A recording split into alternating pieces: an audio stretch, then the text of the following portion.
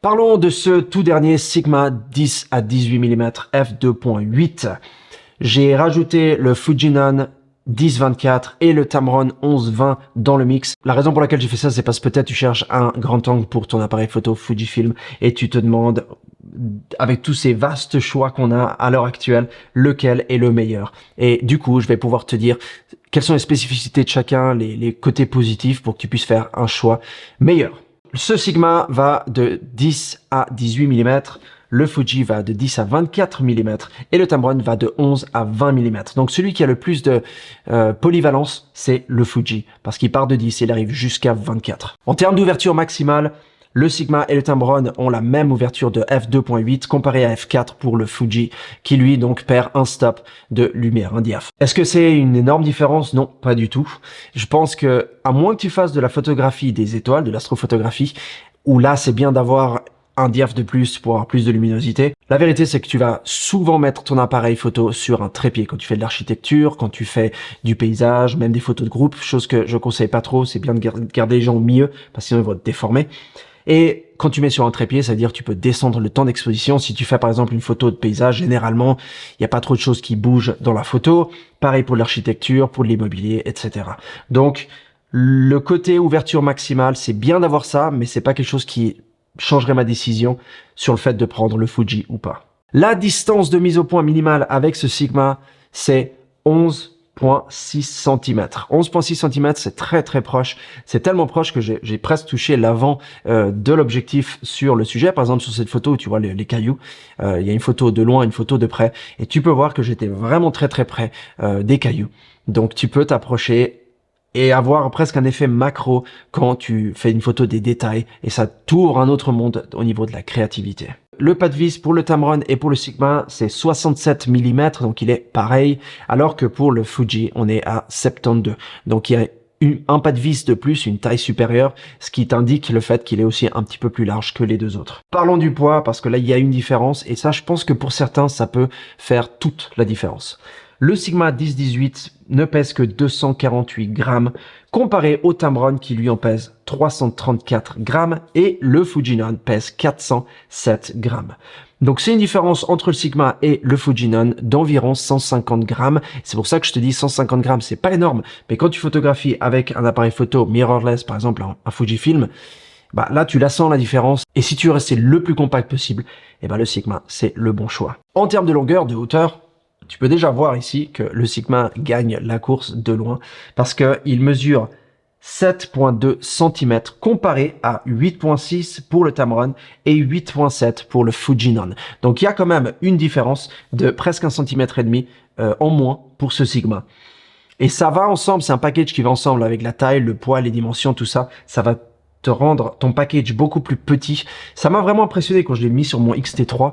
Je l'ai trouvé très très très petit, très compact, et ça m'a un petit peu rappelé les bases de pourquoi je suis passé au mirrorless, APS-C et pas plein format. Et si tu es quelqu'un qui utilise ce genre d'appareil photo là et qui veut rester très compact, par exemple pour un voyage, pour une marche, pour n'importe quelle sortie, eh ben, le bon choix c'est Sigma. Le pare-soleil est un pare-soleil de style plug-in, donc tu le pousses dessus comme ça, clac, et il se met dessus sans devoir le tourner. La raison pour laquelle ils ont fait ça, d'après Sigma, c'est pour rendre le package encore plus fin et éviter qu'il y ait un pare-soleil qui est trop grand et qui rajoute de la taille en fait sur ton objectif. Il est tropicalisé comme le sont les deux autres, donc pour ça, il n'y aura pas de différenciation, donc tu pourras aller dans les environnements qui sont humides et ou poussiéreux sans souci que tout ça rentre dans ton capteur. Parlons de la qualité d'image parce que c'est quand même un critère très important.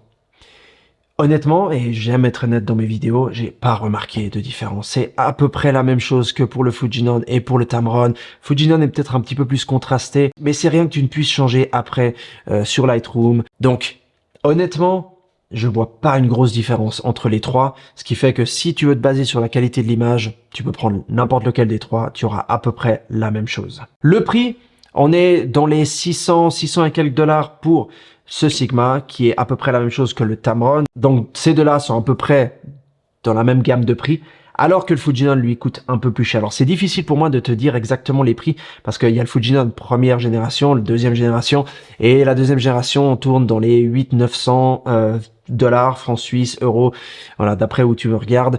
Donc C'est quand même une belle différence. On est quand même à peu près 200 francs, 200 $ de plus pour le Fujinon comparé aux deux autres. Donc si tu regardes ton budget, je pense que Sigma ou Tamron, c'est les meilleurs choix. En termes de qualité de construction, Sigma et Tamron, honnêtement, je vois pas de différence. C'est à peu près la même chose. Il y a du métal, il y a beaucoup de caoutchouc et de plastique. Alors que Fujinon, ça reste du Fujinon. Il y a beaucoup de métal.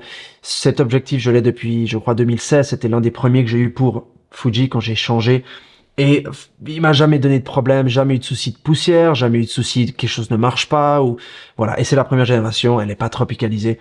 Donc, quelque part, Fuji, ça reste Fuji. Donc, si tu veux un objectif de bonne qualité de construction, je te conseillerais de prendre le Fujinon. Donc pour finir, mon verdict, c'est quoi? Entre ces trois objectifs, ce Sigma est merveilleux en termes de taille, en termes de poids, en termes de tout, de dimension. Quand tu l'as sur ton appareil, il est tout petit, c'est un vrai bonheur. Si un jour tu as l'occasion d'y mettre les mains dessus et de le tester, que ce soit juste pour l'avoir sur ton appareil, tu vas te rendre compte qu'ils ont vraiment fait un sacré job sur à peu près tout.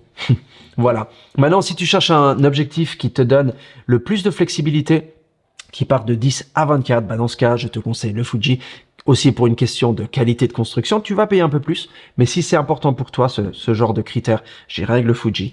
Et dernièrement, le Tamron, qui nous donne à 11 à 20. Donc si tu es prêt à sacrifier le 10 plutôt que le 11, et que t'as pas forcément besoin d'être aussi large, aussi wide, mais que tu veux aller jusqu'à 20 pour te rapprocher, je sais pas, d'un 23 mm par exemple, dans ce cas, le Tamron fera l'affaire. Ou si tu veux quelque chose d'un peu plus lourd, qui a un peu plus de taille, qui soit un peu plus volumineux, le Tamron est mieux que le Sigma. Voilà, donc c'est dur pour moi de dire quel est le meilleur. Je pense qu'ils sont tous les trois géniaux. Ils ont leurs propres points positifs. Après, ça dépend quels sont les points positifs et négatifs que tu cherches. Et je te laisse libre choix. Mais écris dans la section des commentaires lequel tu choisirais et pourquoi. Est-ce que tu as l'intention de changer? Quelles sont tes raisons? Je suis curieux. Je te retrouve dans ma prochaine vidéo. Abonne-toi si mon contenu te plaît et continue à faire des belles photos grande angulaire. Allez, ciao, à bientôt.